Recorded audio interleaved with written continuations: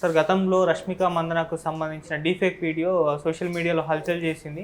So అప్పుడు సినీ ప్రముఖులు, రాజకీయవేత్తలు కూడా దీన్ని ఖండించడం చూసాం. అయితే ఇప్పుడు ఆ డీఫేక్ వీడియో క్రియేట్ చేసిన అతన్ని పట్టుకున్నారంట కదా, అసలు ఎవరు మరి అతను, ఎలా పట్టుకోగలిగారు సార్ పోలీసులు? నవంబర్లో అమ్మాయి వీడియో ఒకటి బయటకు వచ్చింది.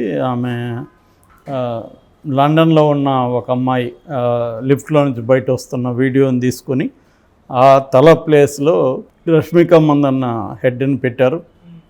అది కొద్దిగా స్లోగా చూస్తే తెలిసిపోతుంది, ఆ షిఫ్ట్ కనబడుతుంది. ఆ తల నుంచి ఈ తలకి వచ్చే ట్రాన్సిషన్ ఉంది కదా, అది తెలిసిపోతుంది.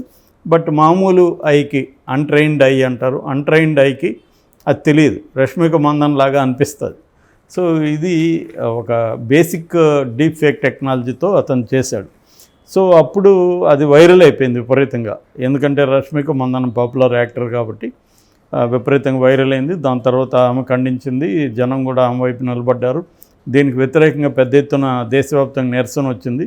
దీంతోపాటు ఇంకొన్ని కూడా ఇలాంటివి వచ్చాయి. దాంతో సెంట్రల్ గవర్నమెంట్ దీన్ని ఢిల్లీ పోలీస్ విభాగానికి అప్పగించింది. ఢిల్లీ పోలీస్ విభాగంలో ఇప్సో అనే ఒక డిపార్ట్మెంట్ ఉంది. ఇప్సో అంటే the intelligence fusion and strategic operations, దాన్ని ఇప్సో అంటారు. ప్రధానంగా వీళ్ళు సైబర్ క్రైమ్స్ని డీల్ చేస్తారు. అట్లాగే యాంటీ ఉమెన్, యాంటీ చిల్డ్రన్ క్రైమ్స్ని కూడా వీళ్ళు డీల్ చేస్తుంటారు. ముఖ్యంగా సోషల్ మీడియా కావచ్చు, ఈ రిలేటెడ్గా వచ్చే క్రైమ్స్ని వీళ్ళు ఈ డిపార్ట్మెంట్ డీల్ చేస్తుంది, ఇప్సో అనేది. సో ఈ ఇప్సో వాళ్ళు ఏం చేశారంటే ఈ వీడియోని తీసుకెళ్ళి సైబర్ ల్యాబ్స్లో దీన్ని మొత్తం స్కాన్ చేసి వీడియోని దాన్ని పరిశీలించారు. ఇది ఎక్కడ తయారై ఉండొచ్చు ఏంటి అనేది దాన్ని చూశారు. దాదాపు 500 సోషల్ మీడియా అకౌంట్స్ని వీళ్ళు నేరో డౌన్ చేశారు. ఈ సోషల్ మీడియా అకౌంట్స్ నుంచి వచ్చుండే ఛాన్స్ ఉందని. సో అందులో కొంతమందిని ఆల్రెడీ అదుపులోకి తీసుకొని ప్రశ్నించారు కూడా. సో ఇవన్నీ అయినాక వీళ్ళు మొన్న ఏమని నవీన్ అనే ఒక అబ్బాయిని గుంటూరులో అరెస్ట్ చేశారు. ఈ ఇప్సో వాళ్ళే వచ్చి గుంటూరులో అరెస్ట్ చేసి అతన్ని ప్రశ్నించినప్పుడు అతను ఒప్పుకున్నాడు, ఇది నేనే చేశాను ఈ వీడియో అని. సో అలాగా ఇప్పుడు మనకి మెయిన్ అక్యూజ్డ్ దొరికాడు. సో ఇతను ఎవరంటే, ఇతనిది పాలపారు గ్రామం, గుంటూరు దగ్గర. చెన్నైలో బీటెక్ చేశాడు. బీటెక్ చేసిన తర్వాత 2019లో గూగుల్ ఉంది కదా, గూగుల్లో డిజిటల్ మార్కెటింగ్ కోర్స్ చేశాడు. దాని తర్వాత ఫోటోషాపు వీటి మీద వర్క్ చేశాడు. ఇన్స్టాగ్రాము కొంత ఇది పెట్టుకున్నాడు, ఫేస్బుక్ ఇవన్నీ పెట్టుకొని రష్మిక ఫ్యాన్ పేజ్ కొద్దిగా మెయింటైన్ చేశాడు. ఇతను ఫ్యాన్ పేజ్ క్రియేట్ చేసి చేశాడనమాట. అట్లాగే వేరే హీరో హీరోయిన్ల ఫ్యాన్ పేజెస్ కూడా ఇతను చేశాడు. చాలామంది ఏం చేస్తుంటారు, ఫ్యాన్ పేజ్ అని చెప్పి వాళ్ళ ఫోటోలో పెట్టడం, దాని నుంచి రెవెన్యూ జనరేట్ చేసుకొని బతకడానికి ట్రై చేస్తుంటారు అనమాట. అలాగే ఇతను కూడా చేస్తున్నాడు.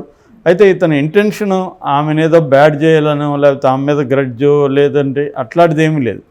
ఇతని ఇంటెన్షన్ ఏంటంటే వ్యూస్ పెంచుకోవాలి సోషల్ మీడియాలో, ఇది కానీ ఉంటే వ్యూస్ పెరుగుతాయి అనేది ప్లాన్ అనమాట.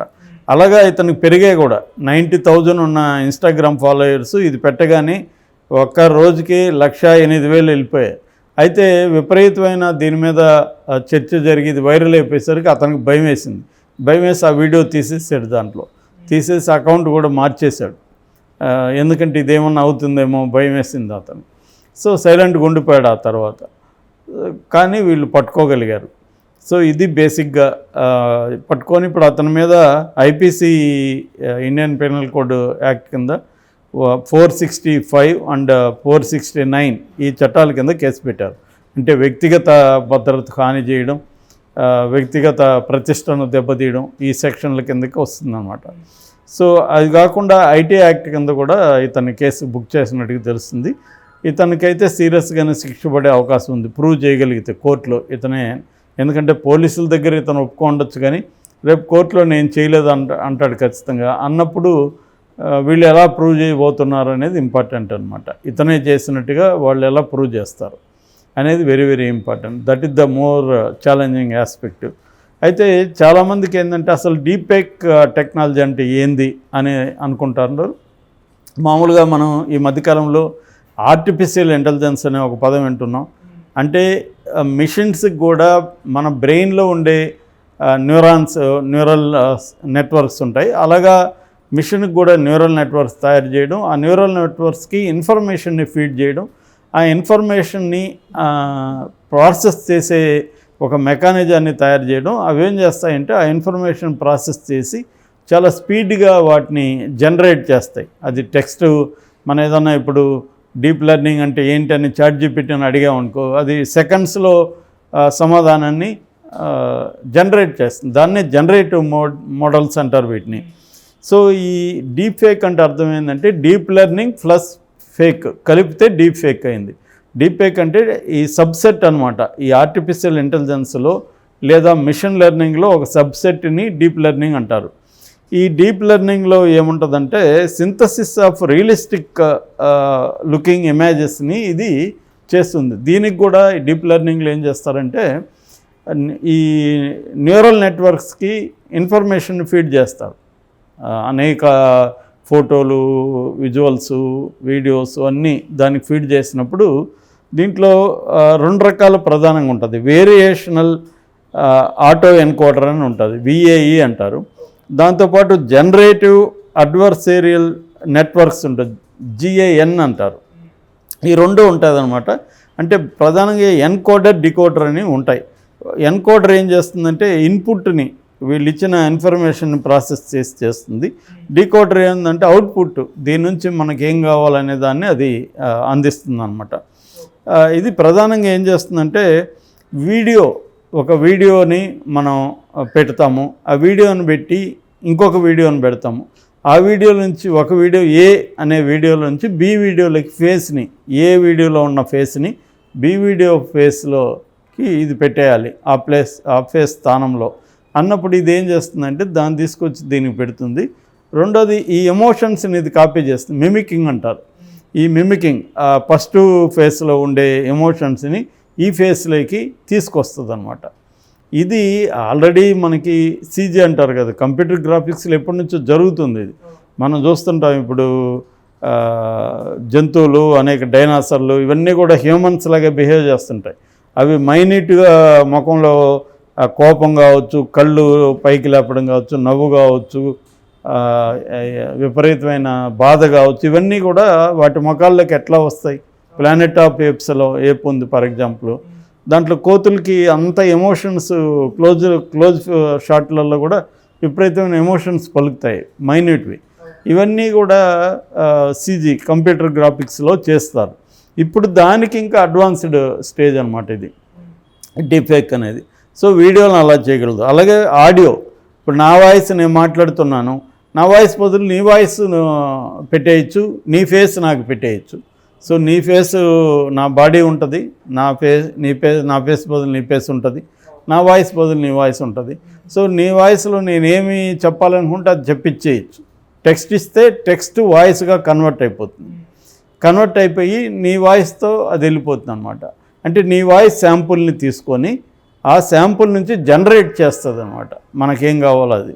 సో ఇది చేయగలదు. అట్లే ఇమేజెస్ని తీసుకొని కూడా మ్యానిపులేట్ చేయొచ్చు. అట్లాగే టెక్స్ట్ని కూడా మ్యానిపులేట్ చేయొచ్చు. అంటే ఫర్ ఎగ్జాంపుల్ ఇప్పుడు నేను పోయిటరీ రాస్తాను, నాకు ఒక స్టైల్ ఉంటుంది, నా స్టైల్ని కాపీ కొట్టమని దీన్ని అడగచ్చు.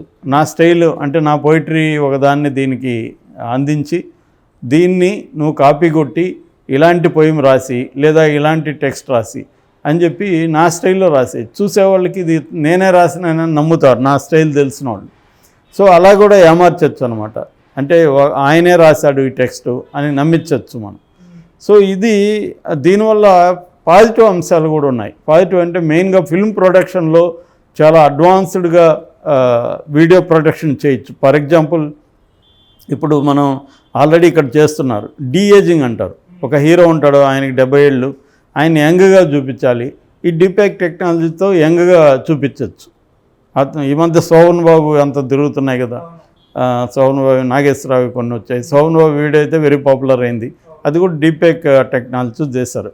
అట్లాగే గాడ్ ఫాదర్లో ఆయన కార్లియోన్ క్యారెక్టర్ ఉంది కదా, దాంట్లో మోహన్ లాల్ని పెట్టారు, ఫేస్ మాత్రం మోహన్ లాల్ది ఉంటుంది, మిగతా అంతా మాట్లాడే పద్ధతి కానీ అంతా అతనితో ఉంటుంది అనమాట. సో సడన్గా మోహన్ లాల్ది చాలా పర్ఫెక్ట్గా చేశారు, దాన్ని మలయాళం వాళ్ళు చేశారు. అలాగే అదే సినిమాలో ఇంకొక రోల్లో మమ్ముట్టిని పెట్టారు. అట్లాగే చనిపోయిన వాళ్ళని బతికించినట్టుగా కూడా మనం చేయొచ్చు. ఇప్పుడు ఎన్టీఆర్ పెద్ద ఆయన చనిపోయాడు, ఆయనతో సినిమా తీసేయచ్చు రేపు పొద్దున ఈ డీప్ టెక్నాలజీ ద్వారా. అట్లాగే పర్సనలైజ్డ్ కంటెంట్, ఇప్పుడు మనకు మోడీ వచ్చి హాయ్ దాము బాలాజీ నీకు హ్యాపీ బర్త్డే అని ఆయన చెప్పినట్టుగా పెట్టేయచ్చు మనం, పర్సనలైజ్డ్ కంటెంట్. అట్లాగే ఎడ్యుకేషనల్ దీనికి కూడా ఇది పనికొస్తుంది, అంటే హిస్టారిక్ ఫిగర్స్ని కూడా వాడచ్చు. ఫర్ ఎగ్జాంపుల్ ఇప్పుడు అంబేద్కర్ విగ్రహం పెట్టారు కదా మన విజయవాడలో, అక్కడ ఒక సెంటర్లో ఏంటంటే వీడియో ఈ టెక్నాలజీ ఉపయోగించి మనం ఏదైనా ప్రశ్న అడిగితే అంబేద్కర్ వచ్చి సమాధానం ఇస్తాడనమాట ఆ వీడియో ద్వారా. అంటే అంబేద్కర్ మనకు సమాధానం చెప్పినట్టే ఉంటుంది. ఇలాంటి ఎడ్యుకేషనల్గా ఒక గ్రేట్ టీచర్ ఉన్నాడు, ఆయన చనిపోయాడు ఫర్ ఎగ్జాంపుల్, ఆయన్ని మళ్ళీ రివైవ్ చేయొచ్చు మనం. ఆ గ్రేట్ టీచర్ ఎలా చెప్పాడో అలా చెప్పించవచ్చు రేపు పొద్దున.